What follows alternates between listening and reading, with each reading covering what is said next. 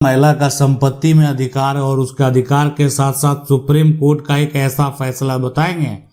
जिससे आप भी ये जान पाएंगे कि सुप्रीम कोर्ट ने इस फैसले को लेकर क्या कहा। बहुत सारे हाई कोर्ट के फैसले हैं, सिविल कोर्ट के फैसले हैं, लेकिन विधवा महिला जो है उसका अगर कानूनी अधिकार की बात करें तो देख सकते हैं ये जमीन है। अब ये जमीन ये हो सकता है कि पैतृक हो या ये जमीन ये हो सकता है स्व अर्जित हो, यानी खुद से कमाया हुआ, खुद से प्राप्त किया हुआ प्रॉपर्टी। लेकिन देखें जो भी सिचुएशन हो, यहाँ पर जो है क्या होता है कि अगर एक पिता है और पिता का देखें यहाँ पर एक बेटा है और ये भी बेटा ही है, लेकिन एक बेटी है भी है और बेटी का विवाह हो जाता है, बेटी अपने ससुराल चली जाती है। बेटे का भी विवाह होता है, यानी इनका विवाह जैसे ही होता है तो यानी इनकी घर में ये बहू आती है और जैसे ही बेटा का मृत्यु हो गया तो यही बहू हो गई विधवा। जो घर में बहू आई वो विधवा हो गई। अब है कि विधवा को कोई अधिकार देने को तैयार ही नहीं है, हक देने को तैयार ही नहीं है, हिस्सा देने को तैयार ही नहीं है। अब ये जो बेटा उसको लगता है, अब इनकी जो पत्नी है, अब यानी इनको देखना नहीं चाह रही, अब नहीं है कोई। कहने का मतलब होता है कि कोई उत्तराधिकारी नहीं है, कोई है नहीं, अगर बच्चा भी नहीं है, लेकिन फिर भी हमारा कानून इस विधवे को जो है हक यहाँ पर दिया है। और ये हक वो है कि इनके पति का जो भी हक बनता है ना, पति की संपत्ति जो भी है, पति का जो भी हिस्सा है, पति की संपत्ति या कह सकते हैं है ना, पति का जो यहाँ पर हिस्सा बनता है, हिस्सा सारे सिचुएशन में। लेकिन देखें ये जो विधवा का हक है ना, अब ये जो है अगर इनके बच्चे नहीं हैं तो पति का जो है इनका है, लेकिन इनके बच्चे अगर है ना तो इन विधवा का हक जो है वो कम हो जाएगा, इसलिए कि ये जो है यानी एक हकदार है,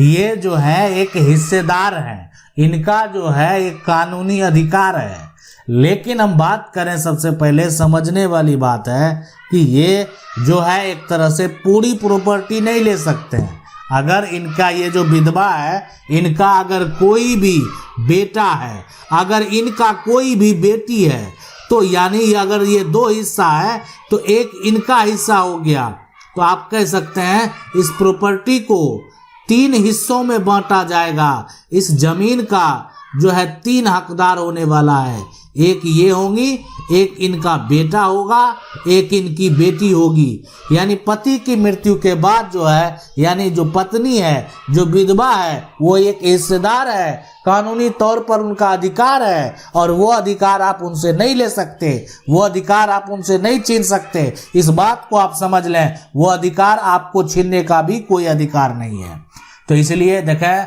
यानी कोई भी जो संपत्ति है, पूर्वज का संपत्ति है या स्वार्जित संपत्ति है, पति की मृत्यु के बाद उस संपत्ति पर कानूनी तौर पर उनका अधिकार बनता है और वो अधिकार प्राप्त करके रह सकती है। ठीक है, अब देखें हम आपको बता दें सबसे पहले कि अब यानी उस कोर्ट का जजमेंट का फैसले का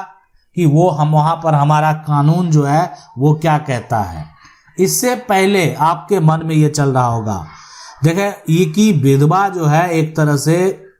अगर पुनर्विवाह कर ले, कहने का मतलब है पति की मृत्यु हो गई और फिर से विवाह कर ले, तो ये जानना भी बेहद जरूरी है। यानी विधवा का महिला का संपत्ति में अगर अधिकार की बात कर रहे हैं तो ये भी जानना जरूरी है कि इस विधवा का अगर पुनर्विवाह होता है, दोबारा ये शादी किसी से कर लेती है, तो हमारा कानून क्या कहता है। और ये पुनर्विवाह का जो प्रभाव है, अधिकार है, यानी सुप्रीम कोर्ट ने भी जो है फैसले में कहा है। आज हम बात करेंगे सबसे पहले तो सुप्रीम कोर्ट का जो ये फैसला है, यानी ये जो जजमेंट है, ये जजमेंट आप देख सकते हैं, पढ़ सकते हैं। अब ये जो जजमेंट यहाँ पर है वो है यहाँ पर डाल जो है चंद। अब ये इनकी मृत्यु हो गई है, मृत है, ठीक है। अब उसके बाद बनाम जो है कमलाबाई, कमलाबाई, ठीक है, या अन्य जो भी है उसमें हकदार हिस्सेदार बहुत सारे होते हैं, जैसे क्या होता है ना कि एक नहीं है, बहुत सारे हकदार हैं, हिस्सेदार हैं। तो अब देखें इसमें होगा क्या कि ये जो फैसला है सुप्रीम कोर्ट का फैसला है, इस जजमेंट को जाकर आप पढ़ना चाहेंगे पढ़ सकते हैं, देखना चाहेंगे देख सकते हैं। अब यहाँ पर देखें सवाल उठता है, और इस जजमेंट में हक की बात की गई है, इस फैसले में हक की बात की गई है, और इस जजमेंट में साफ साफ जो है वो कहा गया है कि देखें एक विधवा का उनकी पति संपत्ति पर अधिकार है। अगर पति के द्वारा स्वअर्जित संपत्ति का वसीयत कर दे तो फिर उस वसीयत पर जो है विधवा का कोई अधिकार नहीं होगा। मान लेते पति का किसी से जो है चक्कर था, या कह सकते हैं पति का किसी से आप दूसरी औरत से संबंध था, अब पति जो है मरने से पहले दूसरी औरत के नाम से वसीयत कर दे, लेकिन पति का जो संपत्ति है वो स्वअर्जित संपत्ति है, तो वैसी सिचुएशन वैसी कंडीशन में जो है ना कोई अधिकार नहीं है। स्वअर्जित संपत्ति की अगर बात होगी, स्वअर्जित संपत्ति पर कोई अधिकार नहीं है अगर उसका जो है वसीयत पति के द्वारा कर दिया गया है। तो देखें एक जो यहाँ पर महिला है उनका अगर जो विधवा है अगर वो पुनः विवाह कर लेती है, तो पुनः यहाँ पर जो है विवाह की अगर बात हो तो इसमें विधवा को, जो विधवा है उसके पति की संपत्ति पर अधिकार पर कोई प्रभाव नहीं पड़ता है। सुप्रीम कोर्ट का एक जो है फैसला है, यानी सुप्रीम कोर्ट का जो है ये ऐतिहासिक फैसला है,